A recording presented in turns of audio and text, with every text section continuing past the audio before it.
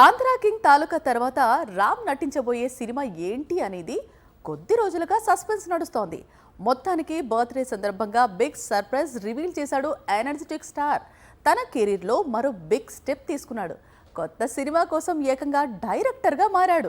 గత ఏడాది ఆంధ్రా కింగ్ తాలూకా విడుదల తర్వాత సైలెంట్ అయిపోయిన రామ్ చాలా రోజులుగా ఒక కథను రాసుకొని అందుకు తగ్గ దర్శకుడిని వెతికే పనిలో పడ్డాడు. కానీ తన కథకు న్యాయం చేయగల దర్శకుడు దొరకకపోవటంతో తానే దర్శకుడి అవతారం ఎత్తాడు. అది ఈ కొత్త సినిమా పోస్టర్.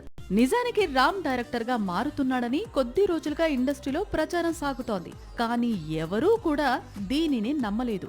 ఇప్పుడు అదే రూమర్ నిజమైంది. రామ్ డైరెక్టర్ గా మారి షాక్ ఇచ్చాడు. జూన్ నుంచి రెగ్యులర్ గా షూటింగ్ ప్రారంభించి డిసెంబర్ లో మూవీని ప్లాన్ చేసే విధంగా షూటింగ్ స్కెడ్యూల్స్ ప్లాన్ చేసినట్లు సమాచారం. ఇస్మార్ట్ శంకర్ తో కెరీర్ లో బిగ్ హిట్ చూసిన రామ్ ఆ తర్వాత అదే స్థాయి విజయం కోసం ప్రయత్నిస్తున్నాడు. స్టార్ డైరెక్టర్స్ తో మూవీస్ చేశాడు, కానీ హిట్ కలిసి రాలేదు.